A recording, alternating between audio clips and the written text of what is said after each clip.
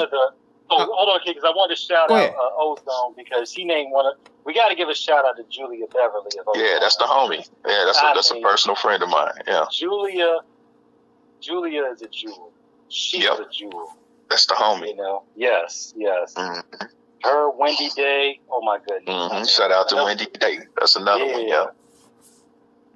Yeah, King. I just had that thought. Go ahead, King. You good? You good? I want to cut across you. Yeah. You good? Now we going into 1999, and you guys are riding high. You know what I'm saying? Riding off of 98. Then Cash Money Records come along, and they start blowing up. Now, did you guys consider them as, like, you know, rivals, or you guys see them as competition, or was it a situation where y'all just had mutual respect and just wanted to see them shine? Well, I can tell you from two perspectives. You know, one being, you know, understanding that, you know, I was one of the few guys on No Limit that weren't from New Orleans or Louisiana. You know what I'm saying? So I understood the politics from the outside looking in, you know. And what a lot of people don't know or may know is it was never anything with the artists, because all of them grew up together. All of them knew each other. They all went to school or played ball with each other. You know what I'm saying?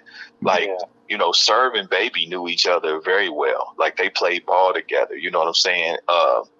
A lot of the artists, New Orleans is not a big city. You know what I'm saying? So it really just came down to two things. It was really just kind of some street shit and that had nothing necessarily to do directly with people, but it's the affiliation of people and maybe a little bit of ego too, you know, but there was never any real direct issue with No Limit and Cash Money. You know, like I said, it was a little bit of street politics, and it was just kind of like, okay, because of whatever that is, we kind of can't rock because of that one thing right there. You know what I'm saying? So that's it. No, but it was, if you notice, you know, the artists always mingled and fucked with each other. You know what I mean? It was really just kind of, you know, maybe the bosses, you know, would kind of have a little energy or whatever, but nah, it wasn't ever nothing like that.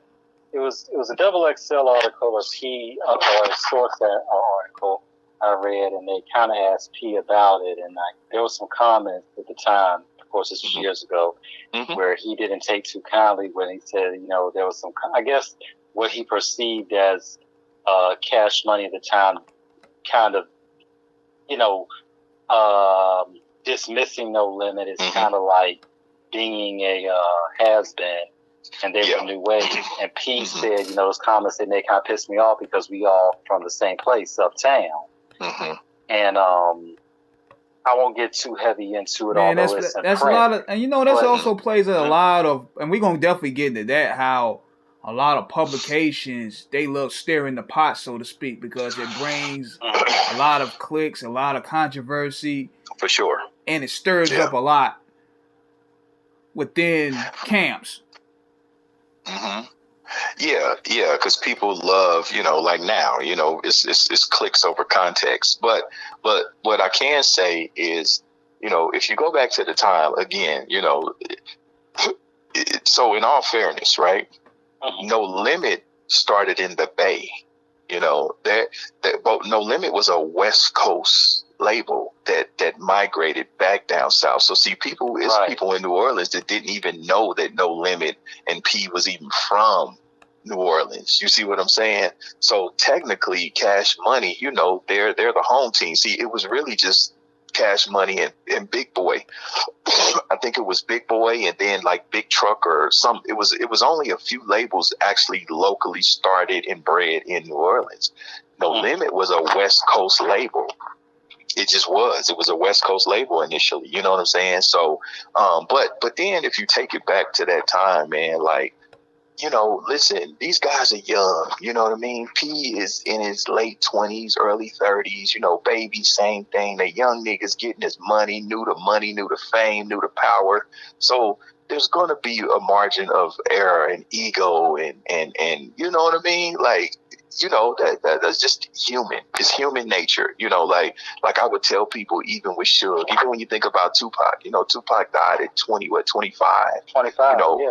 my oldest daughter is 30. My daughter's 31. You know what I'm saying? So, and I even still kind of look at her like a baby. So if you think about it, you know what I'm saying? These are kids. These are young adults trying to find their way from the projects, from poverty, you know, and they just making mistakes in front of the world. They just doing it in front of the world. We did them. I made mistakes too. I just didn't have the whole world looking at me. You know what I mean? So a lot of times I like to, you know, when you look back on it, it's like, yeah, some things probably were said, but, you know, we come from hip hop. We come from the hood. It's always going to be a level of competition. It's always, you know, my dick is bigger. My bankroll is fatter. My bitch is badder. You know, my niggas is tougher. Of course, it's always going to be